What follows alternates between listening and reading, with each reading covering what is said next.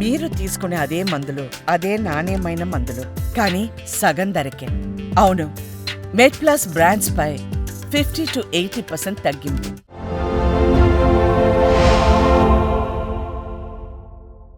మీ వైద్యంలో హైయెస్ట్ ఏంటంటే ఇప్పుడు బోన్ మ్యారో ట్రాన్స్ప్లాంటేషన్ అంటాం కదా. ఈ బోన్ మ్యారో ట్రాన్స్ప్లాంటేషన్ ఎవరికి అవసరం అసలు ఇది? సో పేషెంట్స్ దేనికి సిద్ధంగా ఉండాలి, అయిపోయిన తర్వాత ఎట్లా ఉంటుంది, ఎట్లా ఖర్చు అవుతుంది, ఎవరికి అవసరం? బోన్ మ్యారో ట్రాన్స్ప్లాంట్ అనేది చాలా మంది సర్జరీ, ఇది ఏదో ఒక అపోహ ఉందండి, బాగా సర్జరీ చేస్తారు అనేది. తర్వాత ఈ బోన్ మ్యారో ట్రాన్స్ప్లాంట్లో రిస్క్ ఎక్కువ, మనకి ప్రాణాన్ని ఎక్కువ, ఇది రిస్కీ ప్రొసీజర్ అని కూడా ఎక్కువ అపోహ ఉంది. ఫస్ట్ ఆఫ్ ఆల్ ఏంటంటే బోన్ మ్యారో ట్రాన్స్ప్లాంట్ వరకు మనకు ఆలోచించినామంటే ఇంకో ఆప్షన్ లేదని అర్థం.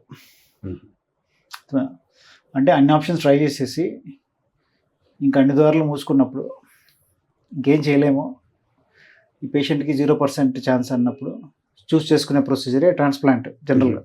సో ఫస్ట్ టైం కన్సిడర్ చేయాలంటే ఇది చాలా కేసెస్లో ఒక ఆప్షనల్ ట్రీట్మెంట్గా ఉండదు, తప్పక చేయాల్సిన పరిస్థితి అయి ఉంటుంది. నెంబర్ 1. సెకండ్, ట్రాన్స్ప్లాంట్ వరకు వెళ్ళినప్పుడు ఏం చేస్తామంటే జనరల్గా మనకి కిడ్నీ ట్రాన్స్ప్లాంట్, హార్ట్ ట్రాన్స్ప్లాంట్ మనకి ఐడియా ఉంటుంది, అంటే చెడిపోయిన హార్ట్ తీసి కొత్త హార్ట్ పెడతాం, ఈ జనరల్గా ఐడియా ఉంటుంది. కిడ్నీ కూడా అంతే కాదు. కానీ బోన్ మ్యారో ట్రాన్స్ప్లాంట్లో ఏం చేస్తారు అంటే దీని గురించి తెలియని ప్రజలకి ఏమనుకుంటారు అంటే ఈ ఎముక తీసి ఎముక పెడతారు అనే ఆలోచన వస్తుంది. సో ఇక్కడ అట్లా ఉండదు. ఇప్పుడు మనకి బ్లడ్ వ్యవస్థ అంతా కూడా ఉత్పత్తి చేసేది మూలకణాలు, బోన్ మ్యారో స్టెమ్ సెల్స్ అంటాం. అవి బోన్ మ్యారో మధ్యలో కొన్ని ఉంటాయి, అవి ఎప్పటికీ చనిపోవు, కణాలను ఉత్పత్తి చేస్తూనే ఉంటాయి. వాటి నుంచే రక్తం మొత్తం తయారవుతుంది. ఇదంతా లిక్విడ్ షేప్లో ఉంటుంది, బోన్ మ్యారోలో పుట్టి మన శరీరం అంతా ప్రవహిస్తూ ఉంటుంది. ఆ ఒక్క స్టెమ్ సెల్ నువ్వు తీసుకున్నావంటే అది మొత్తం రక్తాన్ని, మనిషికి కావాల్సిన రక్తాన్ని తయారు చేయగలుగుతుంది. వాటిని ఎట్లా గుర్తిస్తావు అంటే మనకి వాటి ప్రాపర్టీస్ వాటికి ఉంటాయి.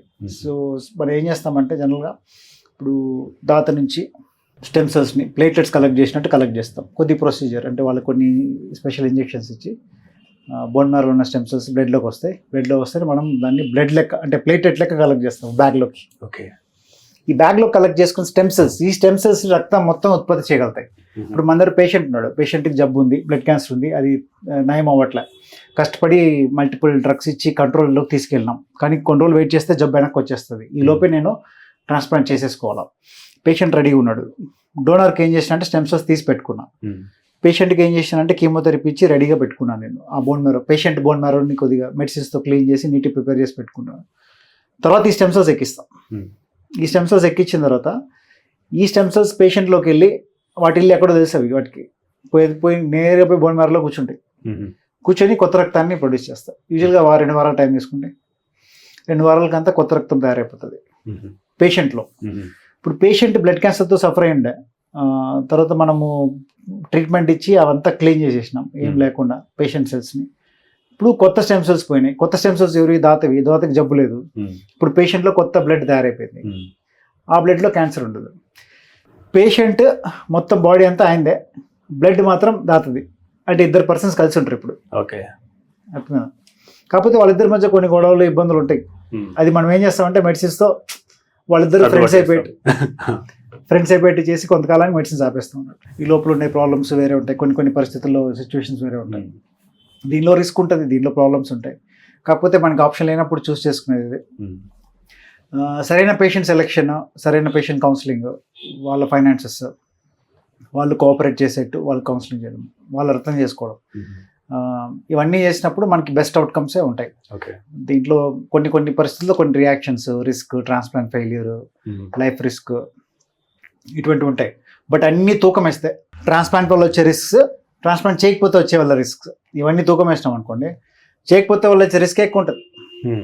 ఇప్పుడు ఉదాహరణకి ఇప్పుడు ట్రాన్స్ప్లాంట్లో పోయి మనం సపోజ్ పేషెంట్ కోల్పోయినా అనుకోండి, అప్పుడు వాళ్ళకి అవగాహన లేకపోతే నేనేం చేసుకున్నాను, ఏ డెసిషన్లో ట్రాన్స్ప్లాంట్ చేసుకున్నాను, ఎందుకు చేసుకోవాల్సి వచ్చింది, ఈ కాంప్లికేషన్ అనేది తెలియకపోతే ట్రాన్స్ప్లాంట్ ప్రొసీజర్ని బ్లేమ్ చేసే ఛాన్సెస్ ఎక్కువ. దానివల్లే నేను ఇదైపోయినాను. ఓకే, ఇప్పుడు నా ఛానల్లో కూడా 100 సార్లు ఈ ట్రాన్స్ప్లాంట్ పైన అవేర్నెస్ క్రియేట్ చేసినప్పుడు కొంతమంది అంటే నెగిటివ్ ఎక్స్పీరియన్స్ ఉన్నవాళ్ళు, ఇది చాలా హానికర ప్రొసీజర్, ఎవరు చేసుకోవద్దు అని కొంతమంది చెప్పడం చూసినాను అన్నట్టు. ఇప్పుడు ఆ మాట అనేది కొన్ని పరిస్థితుల్లో కొంతమందికి అవుతుంది. అదేంటంటే అది ఆ ప్రొసీజర్ డిఫాల్ట్లో కొన్నిసార్లు ఆ పేషెంట్ జబ్బు వల్ల, ఆ పేషెంట్ హెల్త్ స్టేటస్ వల్ల కొన్ని పరిస్థితుల్లో కలగచ్చు అన్నట్టు. కాకపోతే ఎందుకు వచ్చింది, ఎందుకు ఆ పరిస్థితి వచ్చింది, అనేది చాలా ఇంపార్టెంట్ అన్నట్టు. సో ఈ అవగాహన పేషెంట్కి బాగున్నప్పుడు ఇటువంటివి రావు మనకి. అంటే ఇప్పుడు సక్సెస్ రేట్ ఏంది దీన్ని, అదే రకంగా మన హైదరాబాద్ లాంటి ప్రాంతంలో ఎంత ఖర్చు అవుతుంది బోన్ మ్యారో ట్రాన్స్ప్లాంటేషన్ రేంజ్? ఇప్పుడు సక్సెస్ రేట్ అనేది ఇప్పుడు బోన్ మ్యారో ట్రాన్స్ప్లాంట్ ఒకే జబ్లో చేయం కదా. సో మల్టిపుల్ డిసీజెస్లో చేస్తాం. మల్టిపుల్ డిసీజెస్ అంటే ఇప్పుడు బ్లడ్ క్యాన్సర్స్లో అవుతాయి, ఐప్లాస్టిక్ అనిమియాలో అవుతుంది, ఇంకా కొన్ని జెనెటికల్ సంబంధించిన డిసీజెస్లో అవుతాయి, ఎండిఎస్, మైలోడిస్ప్లాస్, రకరకాల జబ్బులు ఉంటాయి. ఇప్పుడు జబ్బుల్లో మనం ట్రాన్స్ప్లాంట్ చేసేటప్పుడు ఏంటంటే డిసీజ్ కంట్రోల్లో ఉందా లేదా, పేషెంట్ ఫిట్గా ఉన్నాడా లేదా, పేషెంట్ జబ్బు స్టేటస్ ఎంతవరకు కంట్రోల్ అయింది దాన్ని బట్టి ఉంటుంది అన్నట్టు. సో ఆ ప్రకారంగా చూసినప్పుడు మనము సక్సెస్ రేట్ ఇప్పుడు ఉదాహరణకి ప్లాస్టిక్ అనిమియా యంగ్ పేషెంట్స్లో తీసుకున్నారు అనుకోండి, ఫుల్ మ్యాచ్ సిబ్లింగ్ ఉంది, ఫుల్ మ్యాచ్ ట్రాన్స్ప్లాంట్ ఉంది, వాళ్ళలో సక్సెస్ రేట్ ఎక్కువ. ఇప్పుడు ఇంకొక సిచ్యువేషన్ మైలోఫైబ్రోసిస్ అనే పరిస్థితి ఒకటి తీసినాము, అది పెద్దవాళ్ళలో వచ్చే జబ్బు, వయసు అయిన వాళ్ళలో వచ్చే జబ్బు, అది కొద్దిగా ముదురు జబ్బు, వాళ్ళలో ట్రాన్స్ప్లాంట్ చేసినప్పుడు సక్సెస్ రేట్ తక్కువే ఉంటుంది, 50 to 60% ఉంటుంది. జబ్బు బట్టి, పేషెంట్ హెల్త్ స్టేటస్ బట్టి మనకి చాలా వరకు సక్సెస్ రేట్స్ మారుతాయి. దాత 100% మ్యాచా కాదా అదే బట్టి. సో రకరకాల ఫ్యాక్టర్స్ ఉంటాయి అన్నట్టు. సో ఒకే సక్సెస్ రేట్ ఇప్పుడు అదే మళ్ళీ ఒక కేసు బ్యాడ్ అయింది కదా అని చెప్పి అన్ని కేసెస్ అట్లా ఉంటాయి అనుకునేకి లేదు. సో కొంతమందికి ఏ ప్రాబ్లం ఉండదు, చాలా స్మూత్గా వెళ్ళిపోతుంది ట్రాన్స్ప్లాంట్. కొంతమందికి చాలా ప్రాబ్లమ్స్ ఉంటాయి. కేస్ బై కేస్ బేసిసే మాట్లాడదాం. ఇప్పుడు మీరు ట్రాన్స్ప్లాంట్ ఎవరైనా సక్సెస్ రేట్ మాట్లాడితే ఆ కేస్కి ఆ పేషెంట్కి పర్టికులర్గానే మనం డిస్కస్ చేయాల్సి వస్తుంది. జనరల్గా అన్ని కలిపి మనం మాడట్లేదు. ఓవరాల్గా తీసుకుంటే అన్ని కేసెస్ కలుపుకొని మనం మాట్లాడినామంటే సక్సెస్ రేట్ ఎక్కడి నుంచి మినిమం 50% నుంచి మనకి 90% వరకు ఓకే సక్సెస్ రేట్ ట్రాన్స్ప్లాంటేషన్. ఖర్చు రేంజ్ ఎంత ఉంటుంది సార్? ఎక్స్పెన్సెస్ ఇప్పుడు 2 రకాల సెటప్స్లో అవుతాయి ట్రాన్స్ప్లాంట్స్. ఒకటి government, semi government type, corporate. దీంట్లో సెమీ గవర్నమెంట్ టైప్ ఎక్కడైతే ట్రాన్స్ప్లాంట్ ఫెసిలిటీ ఉందో అక్కడ కొన్ని డిసీజెస్కి కొన్ని పరిస్థితుల్లో గవర్నమెంట్ సపోర్ట్ ద్వారా కొంత సపోర్ట్ అందుతుంది. అక్కడ గవర్నమెంట్ సపోర్ట్ ప్లస్ పర్సనల్గా వాళ్ళు పెట్టుకునే ఖర్చుతో కొంతవరకు అయిపోతుంది. అక్కడ మనము మామూలుగా ట్రాన్స్ప్లాంట్ అంటే టైప్ ఆఫ్ ట్రాన్స్ప్లాంట్స్ ఉంటాయి, autologous transplant, allogenic transplant, half match transplant అని డిఫరెంట్ ట్రాన్స్ప్లాంట్స్ ఉన్నట్టు. సో వీటి రేంజ్ మాట్లాడితే కనీసం కార్పొరేట్లో అయితే, ప్రైవేట్ హాస్పిటల్స్లో అయితే 6 lakhs నుంచి దగ్గర మనకి కాంప్లికేషన్స్ బట్టి 25 lakhs వరకు అయ్యే ఛాన్సెస్ ఉంటాయి. కొన్నిసార్లు ఏమవుతుందంటే ట్రాన్స్ప్లాంట్లో వచ్చే కాంప్లికేషన్స్, ఇన్ఫెక్షన్స్, యాంటీబయాటిక్స్, వాటి వల్ల ఇంకా ఐసీయూ సెటప్ వంటివి వెళ్తే ఇంకా ఖర్చు కూడా కొన్నిసార్లు ఎక్కువ అయ్యే ఛాన్స్ ఉంటుంది. గవర్నమెంట్ సపోర్ట్లో వెళ్ళినప్పుడు అక్కడ గవర్నమెంట్ ఎంత సపోర్ట్ ఇస్తుంది, రేంజ్ ఎంత ఉంటుంది సార్? వీళ్ళు ఎంత పెట్టుకుంటుంది బట్టి. జనరల్గా మనకి అలోజెనిక్ ట్రాన్స్ప్లాంట్స్లో గవర్నమెంట్ నుంచి మినిమం 10 lakhs సపోర్ట్ వస్తుంది. మిగతా ఖర్చు పేషెంట్స్ పెట్టుకోవాల్సి వస్తుంది.